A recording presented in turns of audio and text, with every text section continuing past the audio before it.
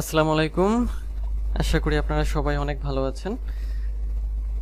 সবাইকে আবারও স্বাগত জানাচ্ছি টুইটার মার্কেটিংয়ের ক্লাসে। তো টুইটার মার্কেটিংয়ের ক্লাস আমরা প্রায় শেষের দিকে চলে এসেছি। আমাদের আর তেমন কিছু টুইটার মার্কেটিংয়ের নেই।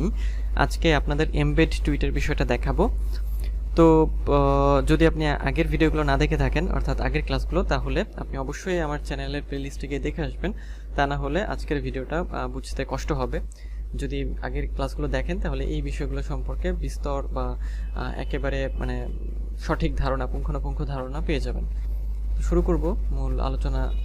তার আগে ছোট্ট একটু অনুরোধ, যদি আপনি আমার চ্যানেলে নতুন হয়ে থাকেন তাহলে আমার চ্যানেলটি সাবস্ক্রাইব করতে ভুলবেন না। আর যদি অলরেডি আপনি সাবস্ক্রাইব করে থাকেন তাহলে আপনাকে অসংখ্য অসংখ্য ধন্যবাদ। তো এখন আজকের যে বিষয় সেটা হচ্ছে এমবেড টুইট।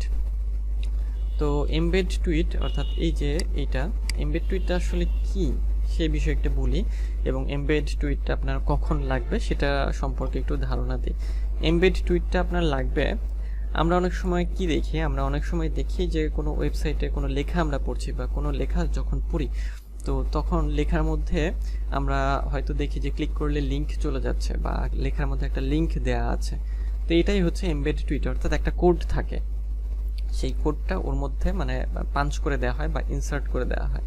কেন করা হয়? এটা অফ পেজ এসইও করার সময় হচ্ছে এইটা করা হয়।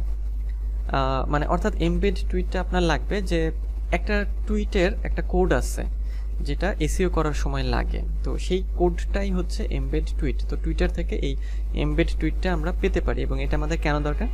সাপোজ মনে করেন আপনার বাইরের একটা ওয়েবসাইট আছে, সেই ওয়েবসাইটে হচ্ছে এসইও করাচ্ছে। তো এসইও করার সময় তার এখন প্রয়োজন পড়েছে একটা তার যে টুইটার আছে সেই টুইটারের একটা পোস্টকে ওই লেখার এসইওর মধ্যে দিয়ে দেওয়া বা অ্যাড করা। তখন সে কিভাবে করবে?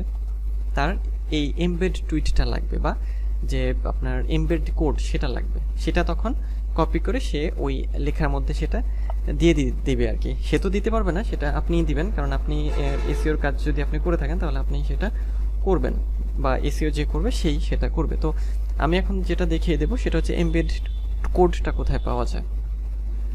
এমবেড কোড হয় প্রত্যেকটা টুইটের। তো টুইটারে চলে আসলাম। টুইটারে আসার পরে দেখেন এটা একটা পোস্ট, এই পোস্টটা আমি করেছি, টুইট করেছি। তো এখানে 3 লাইন আছে দেখেন, হ্যাঁ 3 লাইন, অর্থাৎ এটা মোর অপশন। 3 লাইনে ক্লিক করবেন। 3 লাইন, সরি লাইন কেন বলছি, 3 ডট আর কি।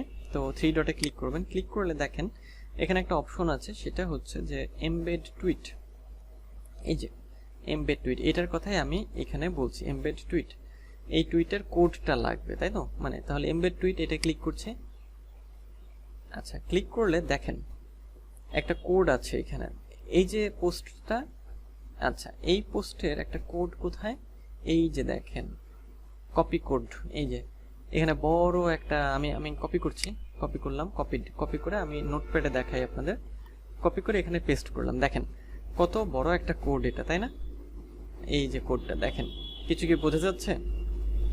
আচ্ছা, এটা হচ্ছে যখন টুইটারে আমরা পোস্টটা করেছি তখন টুইটার থেকে একটা কোড তৈরি হয়ে গিয়েছে, সেটাই এই এমবেড কোড বলা হচ্ছে বা এমবেড টুইট বলা হচ্ছে।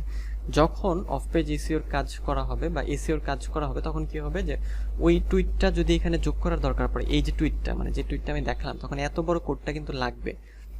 এত বড় কোডটা জাস্ট ওই যে এমবেড টুইটে গিয়ে কপি করে তার মধ্যে হচ্ছে পাঞ্চ করে দিতে হবে লেখার মধ্যে। এইভাবে এমবেড টুইটের কাজটা আপনাদের করতে, এরকম না কিন্তু লাগতে পারে আপনার কাছে। আপনার বায়ার হয়তো চাইলো যে অমুক টুইটের এমবেড কোডটা দাও, বা অমুক টুইটের এমবেড কোডটা আমার কি বলে এসইও করছি তখন লাগবে, এসইওর মধ্যে দিয়ে দাও।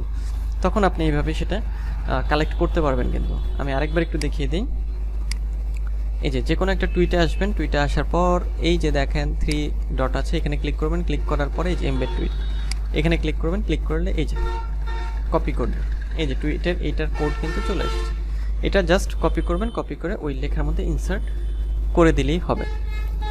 তো এইভাবে আপনাদের এমবেড টুইটের কাজটা কিন্তু করতে হতে পারে। যদি লাগে আপনারা জেনে রাখেন, সবসময় যে লাগবে এরকম না, লাগতে পারে আবার নাও লাগতে পারে। তো আমরা টুইটার মার্কেটিংয়ের শেষের দিকে চলে এসেছি, আর একটা টপিক আছে আমাদের, সেটা হচ্ছে টুইটার অ্যাডস। তো আগামী ক্লাসে সেটা দেখাবো। তো আজকে এই পর্যন্তই, দেখা হবে পরের ক্লাসে। সেই পর্যন্ত ভালো থাকবেন, সুস্থ থাকবেন।